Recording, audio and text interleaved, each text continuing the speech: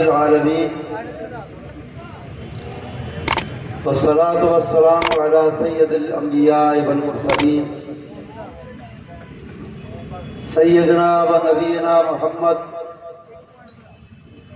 وعلى آلہ وصحبہ اجمعین اما بعد فاعوذ باللہ من الشیطان الرجیم وعد اللہ الذین آمنوا منکم وعملوا الصالحات لَيَسْتَخْلِفَنَّهُمْ كَمَا اسْتَخْلَفَ الَّذِينَ مِنْ قَبْلِهِمْ وَلَيُمَكِّنَنَّ لَهُمْ دِينَهُمُ الَّذِي ارْتَضَىٰ لَهُمْ وَلَيُبَدِّلَنَّهُمْ مِنْ بَعْدِ خَوْفِهِمْ أَمْنًا يَعْبُدُونَنِي لَا يُشْرِكُونَ بِي شَيْئًا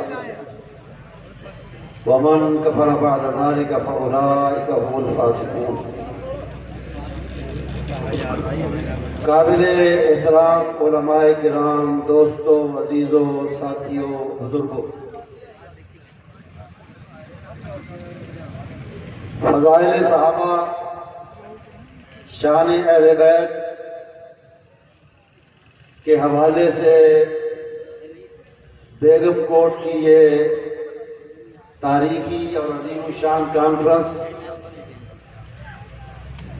میں آپ سن رہے ہیں علماء کرام کے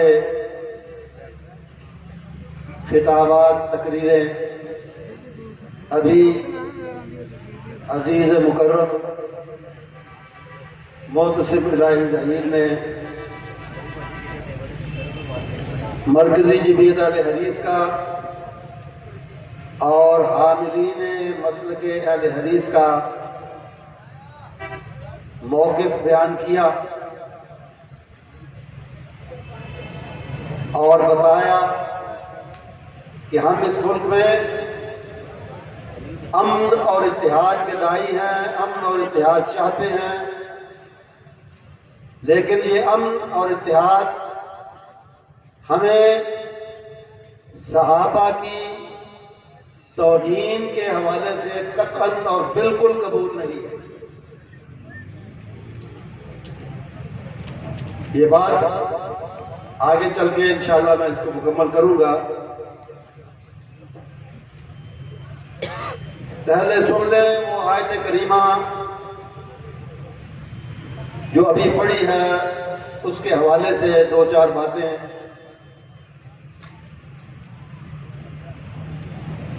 قرآن کریم کی یہ آیت جو سورہ نور اور 18ویں پارے میں ہے، اس کو علماء نے آیت استخلاف کا نام دیا، جس میں اللہ تعالیٰ نے نبی محترم صلی اللہ علیہ وسلم کے بعد قائم ہونے والی خلافت کی خوشخبری دی ہے اور اس کا ذکر کیا ہے۔ ارشاد ہوا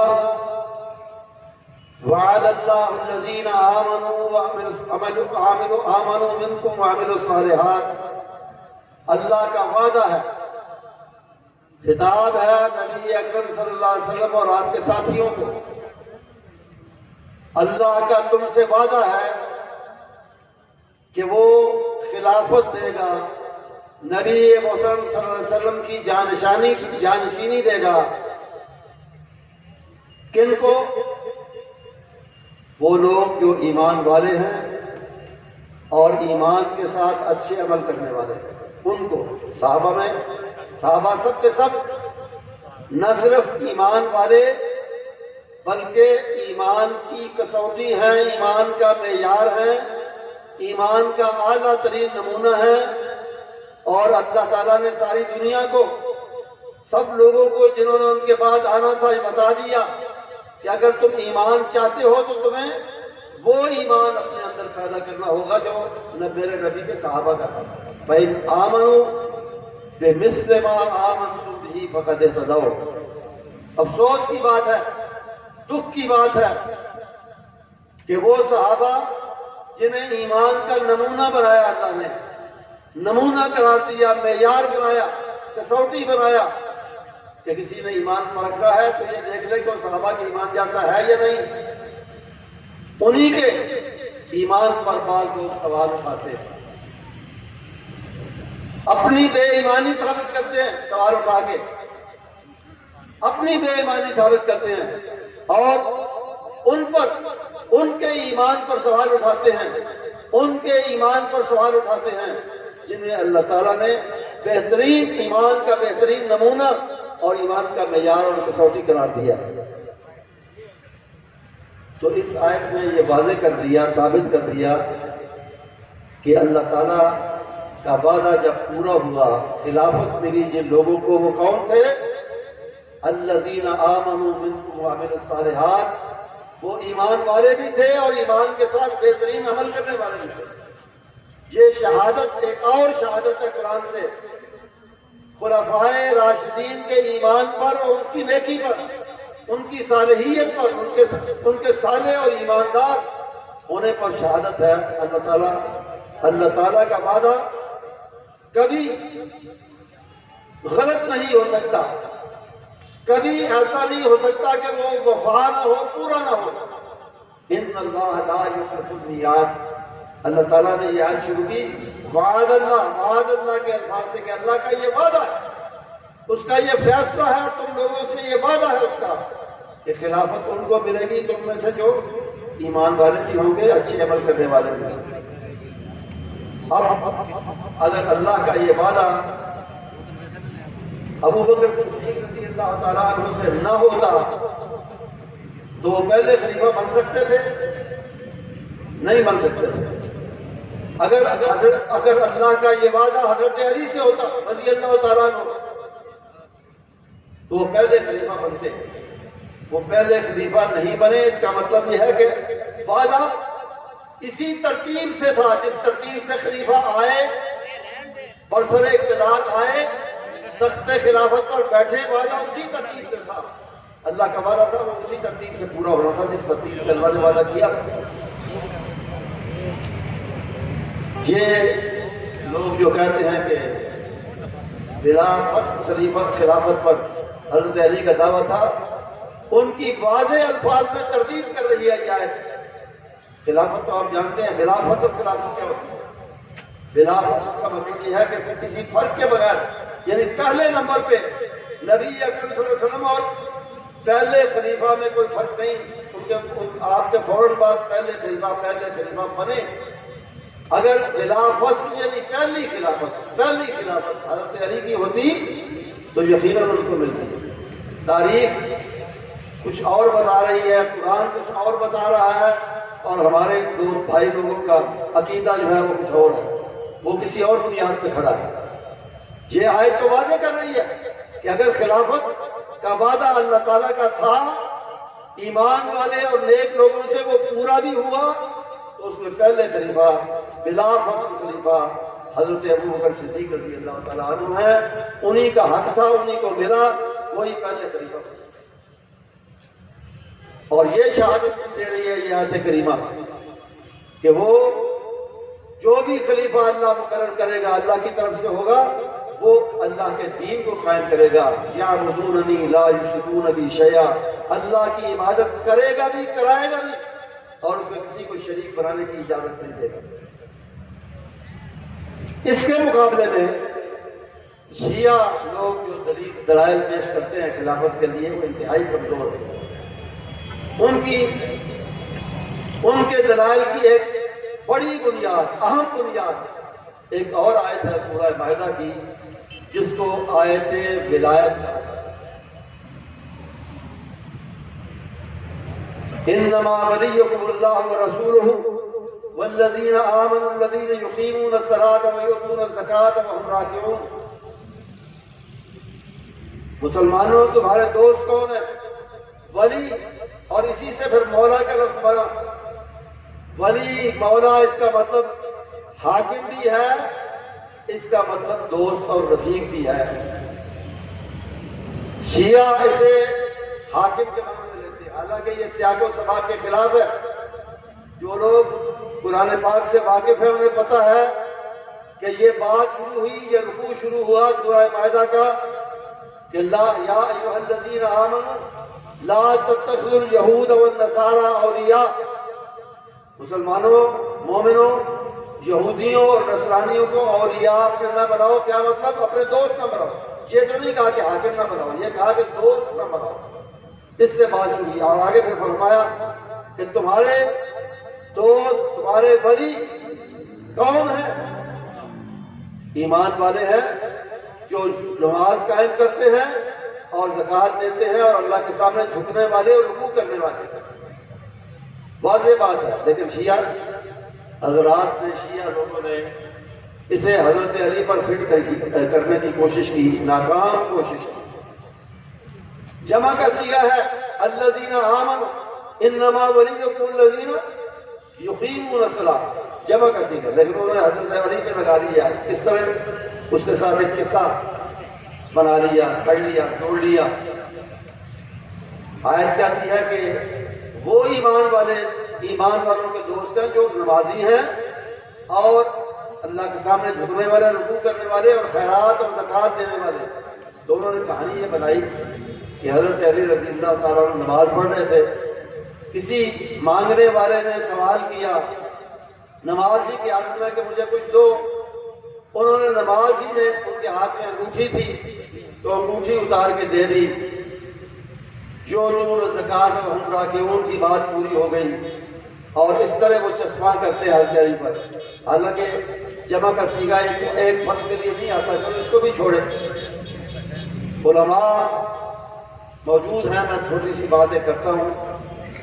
عربی میں آپ کو پتہ ہے کہ زیر زبر سے معنی بدل جاتے ہیں. زیر ہو تو معنی اور ہے، زبر ہو تو معنی اسی لفظ پر، ایک ہی لفظ پر زیر آ جائے معنی اور، پیش آ جائے اور، زبر آ جائے. ہم کہتے ہیں وضو اور ایک لفظ ہے وضو. بعض نام نہاد پڑھے لکھے لوگ کہتے ہیں وضو کرنے لگے. وضو یہ وضو ہے جو ہم نماز کے لیے کرتے ہیں. اور وضو کہتے ہیں وہ پانی جو وضو کے لیے استعمال کیا جائے اس کو وضو کہتے ہیں. عشاء ایک نماز کا نام ہے، سب جانتے ہیں. عشاء کی نماز، رات کا وقت اور عشاء کی نماز، یہ اس کا مطلب ہے. اسی پر زبر دے دیں تو عشاء کا مطلب ہوگا رات کا کھانا. رات کا کھانا جس کے بارے میں رسول اکرم صلی اللہ علیہ وسلم نے فرمایا کہ عشاء اور عشاء جمع ہو جائیں، یعنی ادھر نماز عشاء کا وقت ہو جائے، ادھر کھانے کا وقت ہو جائے، کھانا رکھ بھی دیا جائے، بھوک بھی لگی ہو، تو آپ نے فرمایا پہلے عشاء کرو یعنی کھانا کھاؤ اور پھر عشاء کرو، پھر عشاء پڑھو، پھر نماز پڑھو کھانے کے بعد. تو زبر زیر سے فرق پڑ جاتا ہے. ولایت کا مطلب ہے حکمرانی، حاکم ہونا. ولایت کا مطلب ہے دوستی، دوست ہونا. اب اس آیت میں ولایت کا ذکر ہے، اسی کہا بھی آیت ولایت جاتا ہے. اس میں حکم دیا گیا کہ تم ایمان والے اور نیک لوگوں کو اپنا دوست بناؤ، اچھے لوگوں کو اپنا دوست بناؤ. یہ اجتماعی بات ہے، انفرادی طور پہ بھی لیکن خاص طور پہ اجتماعی دوستی کسی سے کرنی ہے تو دیکھ لو کہ یہ لوگ ایمان والے اور نیک اور اچھے لوگ ہیں. یہودیوں، عیسائیوں اور اسلام کے دشمنوں کو اپنا دوست بناؤ. بات تو تھی اتنی، لیکن انہوں نے دوستی کی، ولایت کی اس آیت کو ولایت پہ جا لگایا شیعہ حضرات نے اور کہا کہ یہ حضرت دیکھو حضرت علی کی حکمرانی، ان کا حکمرانی کا حق یعنی خلافت بلا فسق یا حکمرانی کا پہلا حق یہ حضرت علی کے لیے نکل رہا ہے. اس آیت سے قطعاً نہیں نکلتا، جیسے کہ تھوڑی سی میں نے وضاحت کی ہے. حضرات دلائل کی بات اپنی جگہ، لیکن جو بات میرے عزیز محتسب نے کہی ہے مجھے یقین ہے کہ اس سے پہلے ہمارے دوسرے علماء نے بھی اس پہ بات کی ہوگی، پہلے بھی یہ ہوتا رہا. لیکن اس محرم میں جس بے باکی کے ساتھ، جس بے دردی کے ساتھ، جس ظالمانہ طریقے سے اسلام آباد میں، کراچی میں اور کئی دوسری جگہوں پر صحابہ کرام کی توہین ہوئی، ان کی عظمت پہ ڈاکہ ڈالنے کی کوشش کی گئی، ہم صرف اس کی مذمت نہیں کرتے، ہم یہ کہتے ہیں کہ اس پاکستان میں امن و امان کو برقرار رکھنا، اتحاد کی فضا پیدا کرنا، یہ صرف اہل سنت کی ذمہ داری نہیں ہے کہ محرم شروع ہوتے ہی اس سے پہلے آپ جگہ جگہ علماء کو لے کے حکومت کے لوگ اور افسر میٹنگیں کریں، دورے کریں اور جگہ جگہ جا کے تلقین کریں کہ محرم امن و امان سے گزرنا چاہیے۔ آپ یہ ساری ذمہ داری ہم پر نہ ڈالیں۔ ایک طرف صحابہ کی توہین ہو رہی ہے، ایک طرف آپ ہمیں امن و امان اور اتحاد برقرار رکھنے کے سبق دے رہے ہیں، درس دے رہے ہیں۔ ایسا نہیں چلے گا، ایسا نہیں ہوگا۔ تالی دونوں ہاتھوں سے بجے گی، ایک ہاتھ سے نہیں بجے گی۔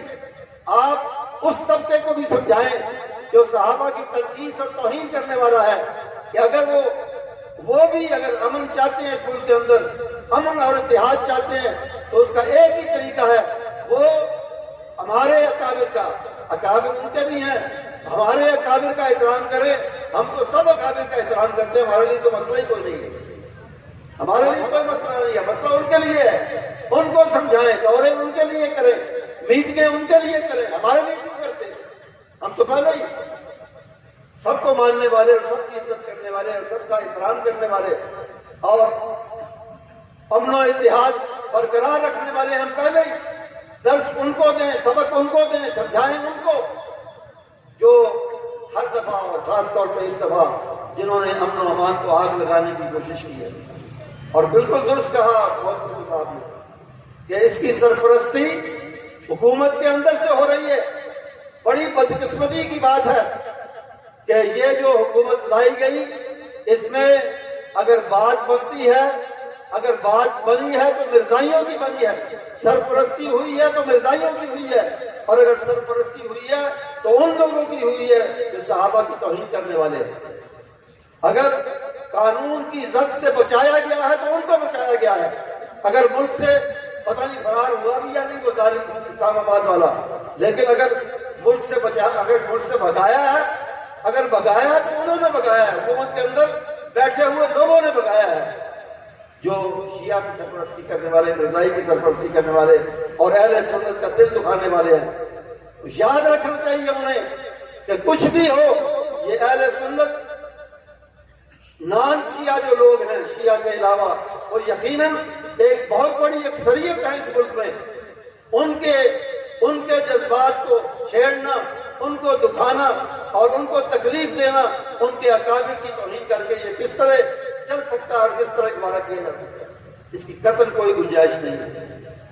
اور میں یہ کہنا چاہتا ہوں پوری ذمہ داری کے ساتھ کہ آئندہ اگر اس قسم کے واقعات حکومتی سرپرستی میں اور حکومت کی ناک کے عین نیچے اگر اس طرح کے واقعات ہوئے تو پھر کسی امن و امان کی ضمانت نہیں دی جا سکتی۔ نعرہ تکبیر، مرکزی جمعیت اہل حدیث پاکستان، حضرت علامہ پروفیسر ساجد الدین صاحب، اہل حدیث اور اسی طرح دوسرے اہل سنت کے مکاتب فکر وہ انشاءاللہ محافظ ہیں صحابہ کی عزت کے، محافظ ہیں اس دین کی اقدار کے، محافظ ہیں اس ملک کے بھی، محافظ ہیں اس ملک کے امن و امان کے بھی، محافظ ہیں اس ملک میں مختلف طبقات کے اتحاد کے بھی۔ اس لیے ان کا لحاظ کرو، ان کا خیال کرو، ان کے اکابر کی توہین کرنے والوں کا ہاتھ پکڑو، ان کی زبانیں کاٹو، ان کی زبانوں پر پہرا لگاؤ، ان کے کیے دھرے کی سزا دو، اور ان کو بھگانے فرار کرنے میں مدد مت دو، ان کو قانون سے چھڑانے میں مدد مت دو۔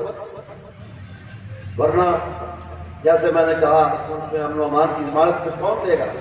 اگر تم نے ملک کے ایک بڑے طبقے کو ناراض کر کے اور ان کے جذبات سے کھیل کر اس طرح وقت گزارنا ہے تو یہ یاد رکھو، پھر اس حکومت کا پہلے ہی اس کی جو کارکردگیاں ہیں، جو کارستانیاں ہیں، جس طرح اس نے مہنگائی بڑھائی ہے، جس طرح انہوں نے لوگوں کی زندگی کو دشوار کیا ہے، جس طرح انہوں نے بجلی اور گیس اور پانی کے بلوں میں اضافہ کیا ہے، جس طرح انہوں نے پورے ملک کے عوام کو عذاب میں مبتلا کیا ہے، اور اسی طرح جس طرح انہوں نے کشمیر کا سودا کیا ہے، ہندوستان کے کشمیر پر قبضے کو مکمل کرانے میں مدد دی ہے، اور جس طرح انہوں نے پاکستان کے سعودی عرب جیسے دوستوں کو ناراض کیا ہے، ان تمام گناہوں، ان تمام زیادتیوں کے ساتھ اگر وہ یہ زیادتی بھی جاری رکھیں گے، اہل سنت کے جذبات سے کھیلنے کی اور ایک خاص طبقے کی سرپرستی کرنے کی، تو پھر ان کے دن گنے جا چکے ہیں۔ انشاءاللہ بہت جلد یہ ظالم حکومت عوام کو عذاب میں مبتلا کرنے والی اور دینی اقدار سے کھیلنے والی حکومت زیادہ عرصہ پھر نہیں چلے گی۔